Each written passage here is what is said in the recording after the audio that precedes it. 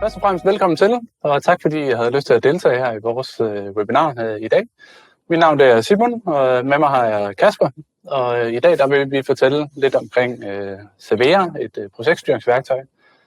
Og hvorfor snakke projektstyring og tidsregistrering generelt? Jamen, i dag der er der kommet en ny lovgivning i forhold til tidsregistrering, så mange af os, som der ikke før måske skrev vores timer ind, vi er faktisk forpligtet til at gøre det i dag. Og hos mange handelsvirksomheder og så videre, der snakker vi rigtig tit om automatisering og AI og machine learning, som der kan hjælpe virksomhederne med at være mere effektive. Men os, der lever af timer som os selv, vi er et konsulentbureau, så timer er jo vores salgsvare, kan man sige. Og det gælder jo i rigtig mange andre brancher også. Og der er det jo tiden, der er det mest vigtige. Og derfor så bliver projektstyring eller projektledelse også vigtigere og vigtigere i mange af de her virksomheder. Så i dag skal vi fortælle lidt om Cevea, og du må gerne lige dele PowerPointen her. Og Cevea, det er ikke kun tidsregistrering. Selvfølgelig bunder alt, hvad vi laver i Cevea, sig i tidsregistreringen, men det er meget mere end det. Det er et decideret projektstyringsværktøj, så vi kan holde styr på vores projekter. Både vores interne projekter, men også dem, vi måske i sidste ende sender ud til kunden, eller vi laver for vores kunder. Det kan være fastprisprojekter, det kan være projekter, vi fakturerer løbende eller efter milestone. Det hele kan vi håndtere direkte inde i motoren i Cevea her. Vi kan faktisk starte allerede før projektet, nemlig med vores salgssager. Alle de her leads, vi har, og kunder, som vi går og arbejder på, om vi skal være dem, der udfører deres projekt eller ej, den tid er det de færreste, der faktisk registrerer, men er egentlig en meget, meget vigtig indikator på, hvor meget tid bruger vi egentlig i vores salgsfase også. Så derfor i Cevea er der egentlig indbygget en form for CRM-system, hvor vi kan oprette de her projekter og løbende holde øje med dem, lave vores aktiviteter og registrere vores tid på dem. Til sidst, hvis vi får projektet her, så opretter vi jo vores tidsregistrering herinde, og vores leverandørfakturer kommer over fra vores økonomisystem, og så i sidste ende kan vi så sende den her faktura afsted til vores kunde.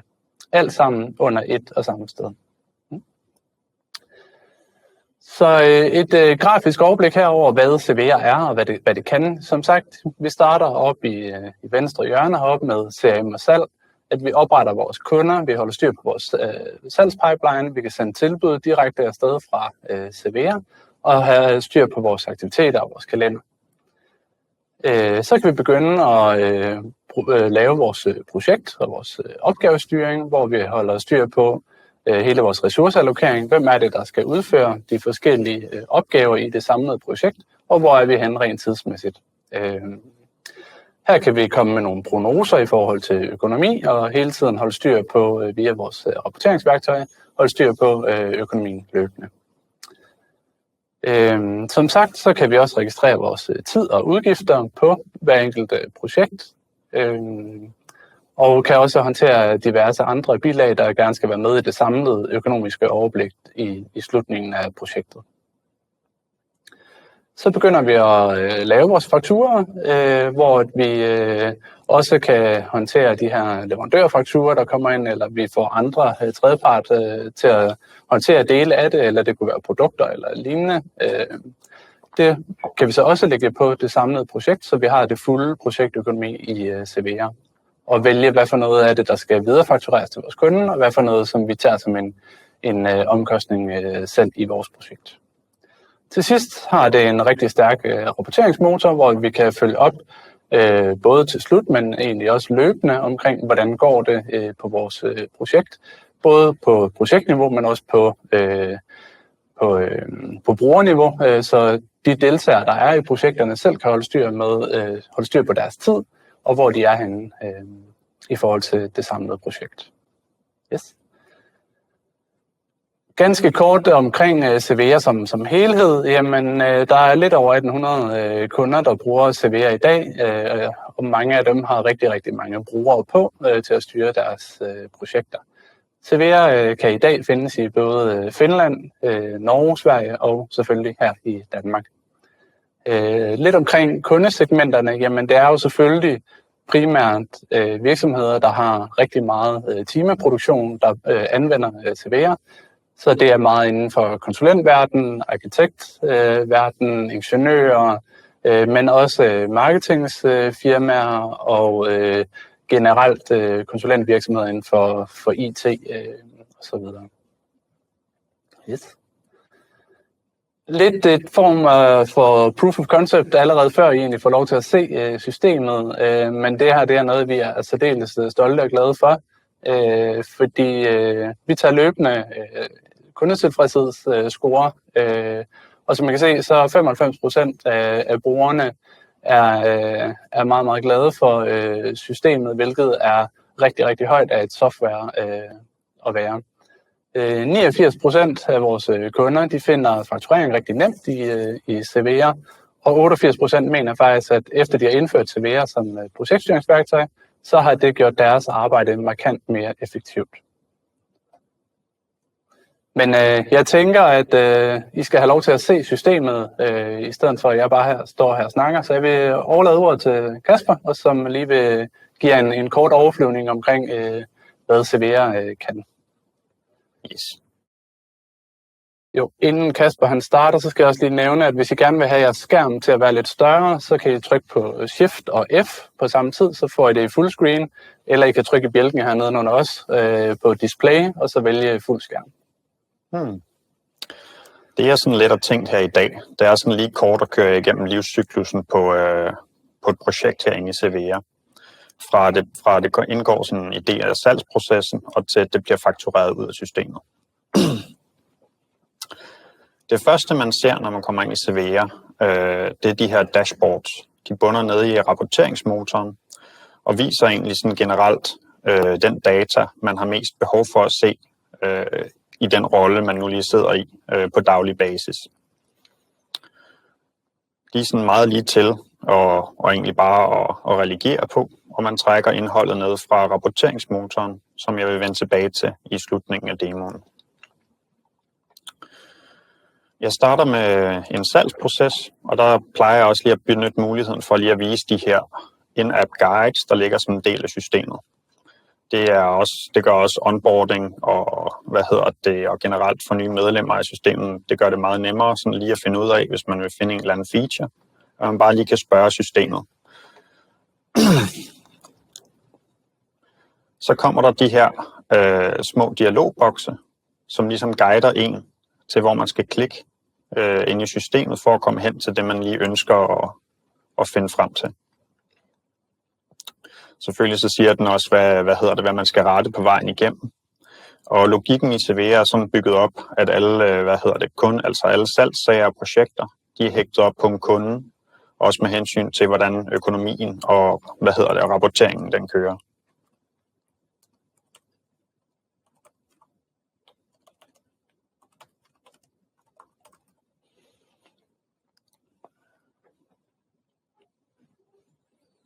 Nu får man også et lille hjerte her, når man er kommet derhen til, hvor man gerne vil hen. Det, I ser her, det er en gængs salgssag. De statuser, der er lagt op til her, er noget, man kan sætte op inde bagved i systemet, med forskellige sandsynligheder, alt efter hvor langt man er kommet i sin proces. Der er aktiviteter og så videre på kunden herinde, som man kan følge med i, hvis man samarbejder om en kundesag. Tilføje filer og links. Og man kan også oprette et tilbud direkte inden fra CV'er her.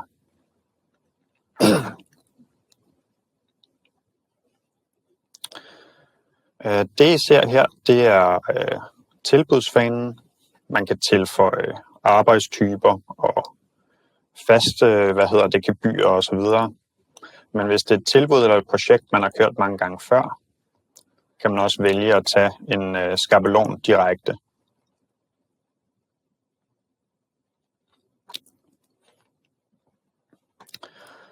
Den her skabelon, den lægger lidt op til et teambaseret projekt, hvor man kan se, at man har sine forskellige fasebeskrivelser, antal arbejdstimer og hvad for en type arbejde, der ligger inde under den. Der kan man tilføje forskellige former for tekster og så videre, og man kan også vedhæfte sine salgsbetingelser og så videre, hvis man har behov for det. Inden man sender sit tilbud afsted, så kan man også gå ind og kigge på rentabiliteten af sit tilbud. Den kører lidt på de enhedsomkostninger, der ligger på hvad enten vare eller time, arbejdstype man har sat derinde, og hvilken enhedspris den har, og regner så marken ud på det projekt, man har. I det her tilfælde 70,9%, hvilket måske også virker lidt som Disneyland for rigtig mange virksomheder.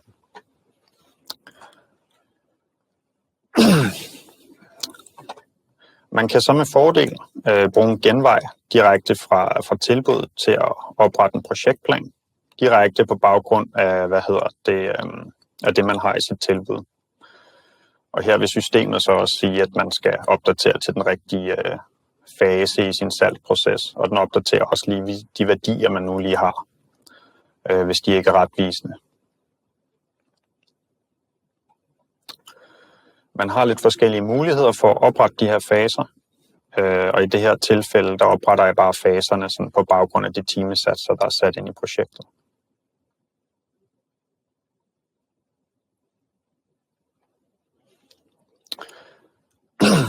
Så har systemet inde bagved lavet de faser, jeg skal bruge på baggrund af et projekt.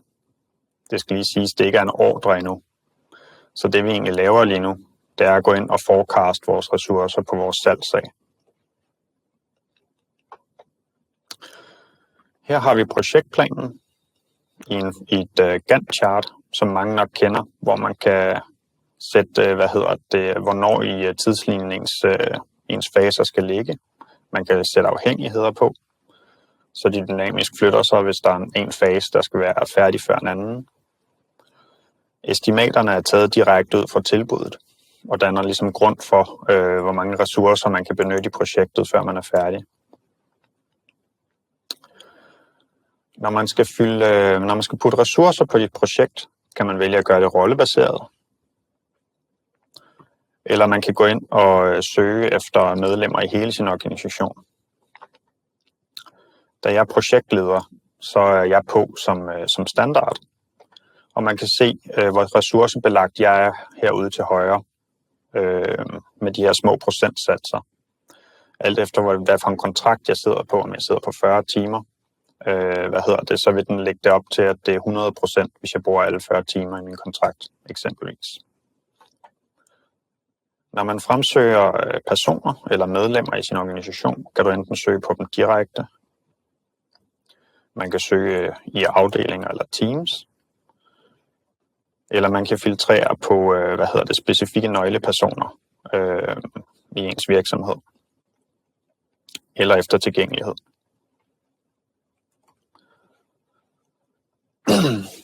I det her tilfælde, så vælger jeg at søge efter Hans, som er en ingeniør, som jeg lige har valgt, jeg skal bruge til min planlægningsfase i det her projekt. Man kan se her, at Hans har faktisk ikke noget at lave. Der kan jeg vælge enten at direkte tilføje arbejdstimer ude på fasen, enten via direkte timer eller procentdel af, hvad der er opgivet i fasen. Eller jeg kan hurtigt allokere ressourcerne til ham, så de bliver fordelt ud over alle medlemmer, der er i gruppen. Hvis jeg ikke skal lave noget som projektleder, så kan jeg sætte mig som 0, og så vil de resterende timer blive fyldt ud over de resterende medlemmer, man har tilføjet.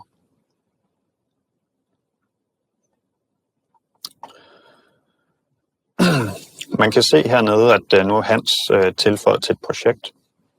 Den figurerer lige nu som grå, hvilket vil sige, at det stadig er et salgsprojekt. Det vil det også gøre ind i det større ressourceoverblik.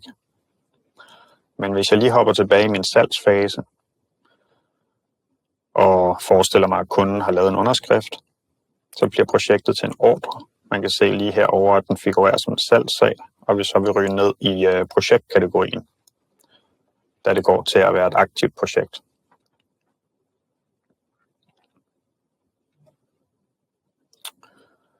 Man vil så også kunne se herinde i ressourceallokering, at den også fremgår som blå, da det nu er et aktivt projekt, som Hans i det her tilfælde han er ressourceallokeret til. Hvis jeg så går ind i tid og udgifter, fordi nu er Hans i gang med at arbejde på projektet og skal til at registrere timer.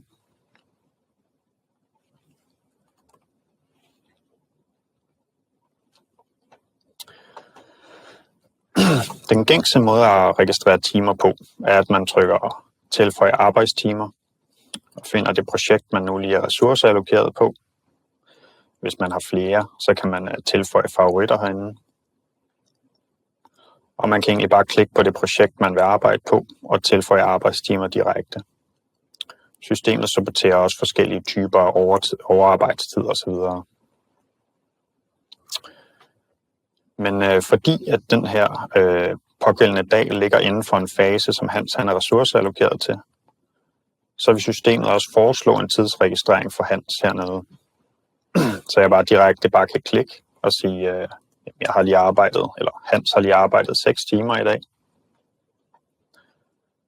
Og sådan ser en ressourceallokering egentlig, eller sådan ser en tidsregistrering egentlig ud, når den er registreret ind på en fase i et projekt. Her der kan man se selvfølgelig, hvad for et projekt det er registreret til, hvor mange timer man har registreret, hvad for en fase det er på, og hvor mange timer der er tilbage af den ressource, man nu arbejder på. Hvis nu Hans han er en senior, så kan det være, at han på 6 timer har lavet en arbejdsopgave, der egentlig er 8 timer hver. Så kan jeg gå ind og sætte 8 timer til fakturering. Og måske lige skrive en lille besked eller bemærkning omkring, hvorfor at det er 8 timer og ikke kun 6. Så vil der komme den her lille note herover, der siger, at jamen, altså, han har arbejdet 6 timer, men har egentlig lagt en opgave til 8 timers fakturering. Hopper vi ind på vores demoprojekt igen her, så vil man i det her overblik over teamets produktivitet og arbejdstimer kunne se, hvor mange timer der er arbejdet på projektet. Der er også et godkendingsflow, hvis man benytter sig af sådan noget i sin virksomhed. Man kan se værdien af Hans' timer her, og man kan se procenten, altså hvor mange procent hans timer har mundet ud i fakturerbare timer. Da han har registreret 6 og egentlig har sat 8 til fakturering, så har han en fakturerbar sats på 133%.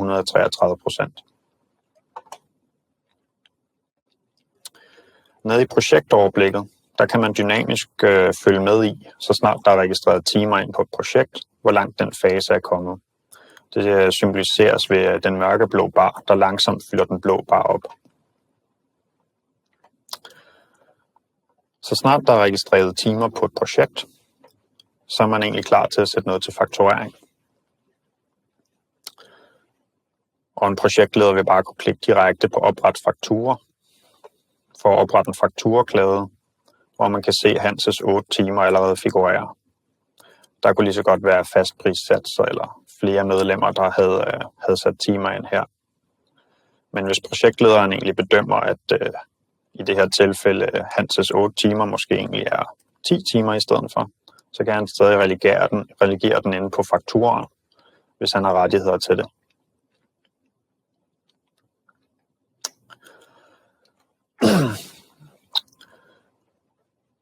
Hvis man kører en organisation, hvor der er flere projektledere, der er flere projekter, så kan man gå ned her og se i sit faktureringsflow, hvor mange fakturer, der er sat til udkast. Hvis man har godkendere indenover i sit faktureringsflow, så kan man måske have rettigheder til at kunne flytte den over til godkending af en manager. Der er muligheder for at sende direkte ud af systemet. Standard, det er infrakturer, og man kan også sende ud på mail direkte fra systemet. Hvis CVR er integreret til ens ERP-system eller økonomisystem, så kan man vælge at sende det derover. Og i de fleste tilfælde vil integrationen så være tovejs, så når den så er blevet bogført og betalt over i økonomisystemet, vil økonomisystemet automatisk flytte den over i betalt. Vi har vores demofraktur her, som man så kan flytte over, hvis man vil vælge, at den er betalt. Hvis man gerne vil se et overblik over alt, hvad der er klar til fakturering, kan man også gå ind i opret fakturer. Så kan man se projekter ud over hele organisationen, der måske har timer eller fastsatser, der er klar til at blive oprettet som fakturer. Og kan egentlig klikke flere af dem til og oprette fakturer af de status, man nu lige har adgang til i den rolle, man nu sidder i. Man kan også planlægge sit fakturaflow, så man kan, eksempelvis sætte i gang, at hver den 30. i måneden, så opretter den alle fakturer som klæder, eller opretter den direkte til at blive sendt over i ens økonomisystem. Den sidste del af demoen vil jeg lige hurtigt komme hen over rapporteringsværktøjet her. Der ligger både et galleri af en masse standardrapporter, men det er faktisk ret lige til at oprette rapporter ind i systemet. Hvis vi nu lige engang leger, at vi gerne vil se vores marken per time per projektmedlem, så kan vi gå ind og kigge i kategorien tid og udgifter, arbejdstimer, arbejdstimeanalyse. Der kan man se perioden, der fremgår her. Den kan man skrue på herover. Hvis man eksempelvis gerne vil se det over de løbende 6 måneder i stedet for denne måned og sidste måned. Lige nu står den til person og sag eller projekt. Der kan man skrue på sine grupper. Hvis man i det her tilfælde er kun interesseret i person, så kan man fjerne sag. Så har vi alle vores personer, og de værdier, den kigger på, er timer, fakturerbare procent og værdien af timer. Men vi er på udkig efter marken per time på vores medarbejdere. Så kigger vi igennem værdierne, finder medarbejdermarken per time og tilføjer den. Så har vi medarbejdermarken per time. Hvis vi kører med målsætninger, så kan vi tilføje en målsætning på måske 1000.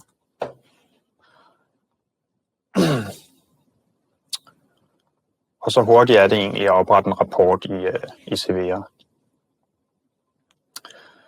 Alle rapporter i CVR kan så eksporteres enten til Excel eller CSV-fil, hvis man for eksempel enten skal sende den til sine kunder, redigere yderligere i dem, eller eksportere CSV op i et andet system. Så har man muligheden for det.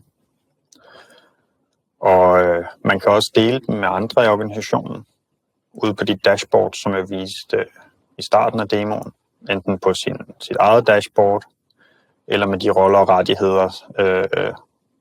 og rettighedsbrugere, der ellers er oprettet inde i systemet. Det var sådan set demoen af CVR til sådan en kort overfladisk indflyvning. Så I må endelig stille spørgsmål i chatten, hvis I har nogen.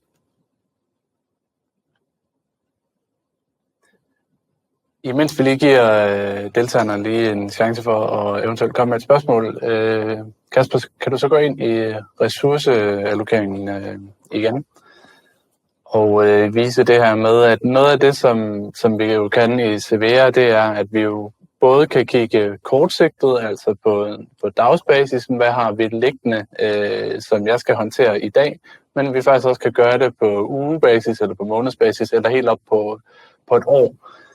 Så vi har ligesom samlet overblikket et sted, hvor vi kan have et hav af filtreringsmuligheder, så du kan se, hvis du er manager for eksempel på en afdeling, så kan du egentlig se, hvad laver alle folk i min afdeling. Jeg kan også gå ind og kigge på den hver enkelte af dem, og jeg kan faktisk få lov til at gå ud og kigge helt ud langt ud i fremtiden, altså flere år, hvis det er fordi, at vi har nogle meget, meget lange projekter også.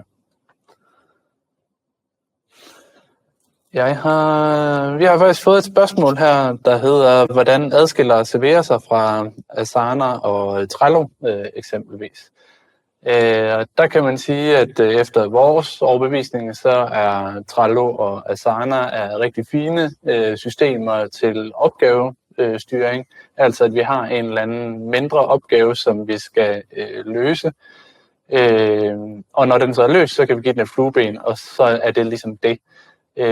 Det vi gør her i CVR er jo, at vi bygger mere på, så det er større projekter, ikke kun enkeltstående opgaver. Vi kan sagtens have enkeltstående opgaver som en del af et projekt, men vi kan også have det store hele projekt. Derudover tilkobler vi jo hele økonomien direkte i CVR, hvilket mig bekendt man ikke kan i Trello. At det er mere selve opgaven, du laver, hvor her der registrerer vi også vores tid, så vi får det økonomiske perspektiv med i det samlede billede. Ja, bare lige for at vise en sammenligning. Så hvis vi går ind i vores demoprojekt her, så det der jo ligger, sådan, som vi egentlig sådan tænker på den langsigtede bane af projektstyring af de her Gantt-charts, hvor man kan lægge et projekt sådan, så mange år ude i fremtiden, og nu lige har lyst med underliggende faner. Men det vi ser lidt som det, der egentlig ligger i Asana og Trello, det er, hvad vi kalder et Kanban-board, hvor man egentlig styrer individuelle opgaver sådan på et mere operationelt niveau. Dem kan man både tilføje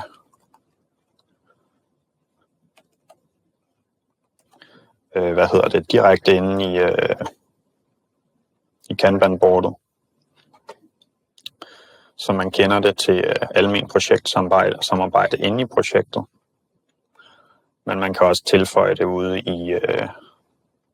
i selve Gantt-chartet herude, hvor man kan tilføje aktiviteter, som de hedder inde i Cevea-regi, af forskellige kategorier.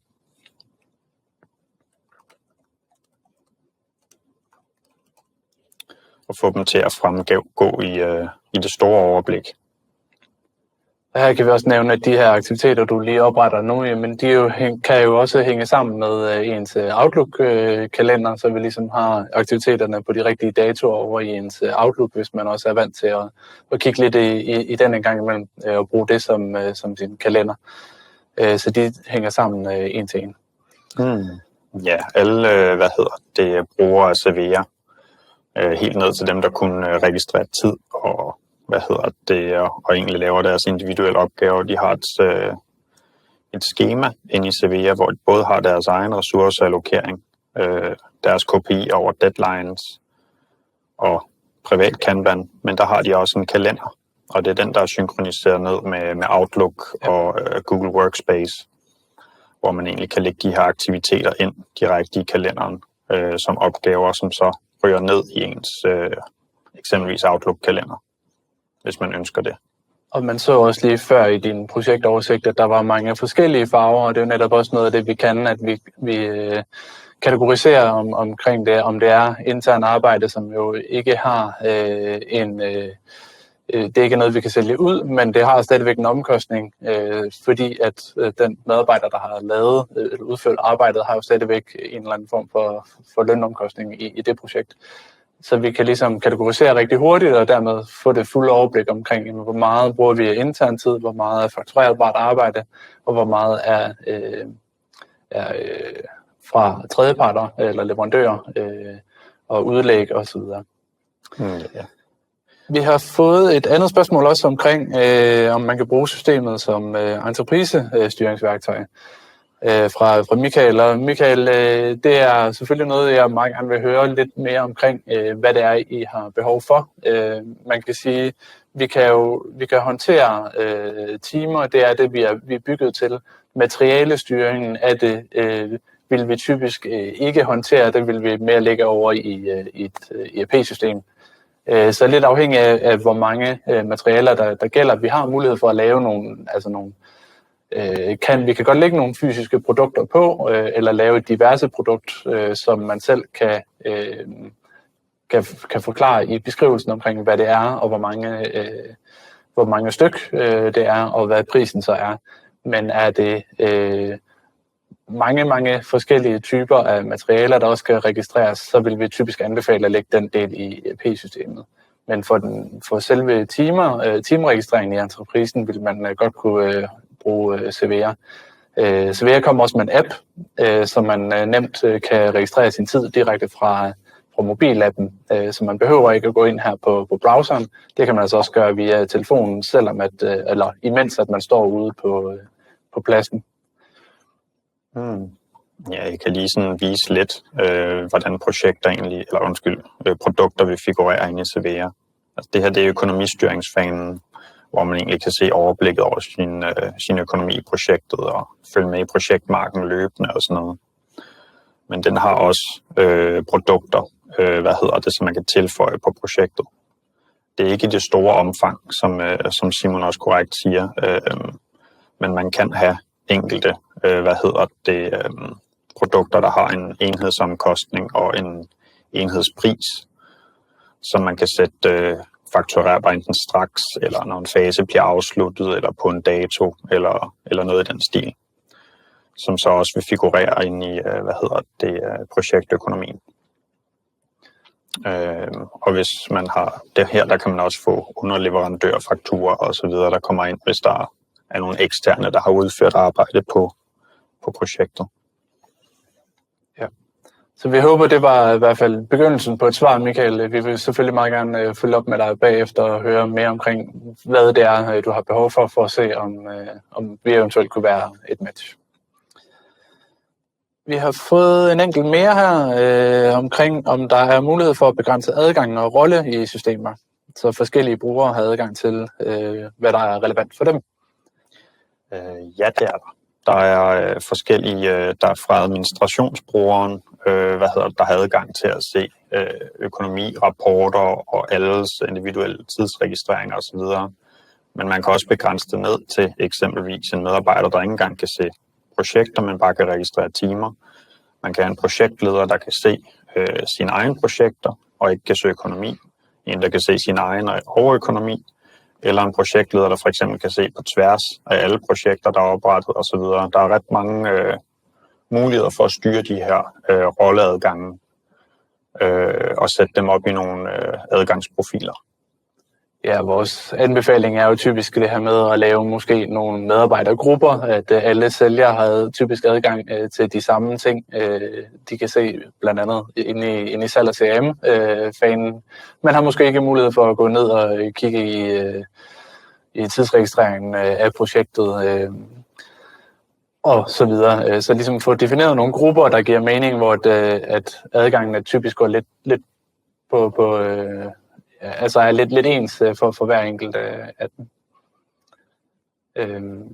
Og vi kan jo egentlig gå helt ned på et feltniveau, så sige, at jamen, du må ikke kunne se, hvad de her arbejdsomkostninger er, for eksempel, fordi det måske kan afspejle lidt i en løn på en given projektmedarbejder, men at du gerne må kunne se alt det andet.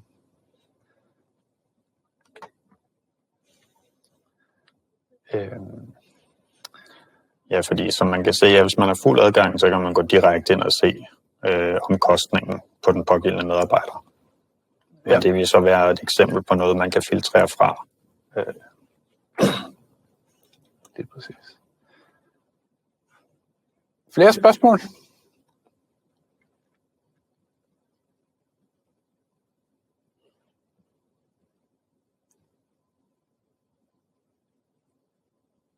Det ser ikke umiddelbart sådan ud, og hvis der kommer noget på falderebet eller her efter, jamen, så er I jo selvfølgelig også velkommen til at tage fat på os. Og generelt, hvis I gerne vil se, om det her det eventuelt kunne være et match for jer, jamen så tag endelig og giv os et kald eller send os en mail. Vi kommer også til at sende en opfølgende mail her efter webinaret, hvor der står vores kontaktoplysninger osv., og så må I endelig bare række ud. Så vil vi meget gerne tage et helt uforpligtende møde omkring Cevea og prøve at forstå jeres processer og se, om vi kan være et match på et nyt projektstyringsværktøj. Så hvis der ikke var nogen spørgsmål, så vil vi bare sige mange tak for jeres tid og fortsat rigtig god dag. Ja, og hvis I har yderligere spørgsmål, skal I også være velkommen til at sende os en mail eller ringe os op, hvis der er.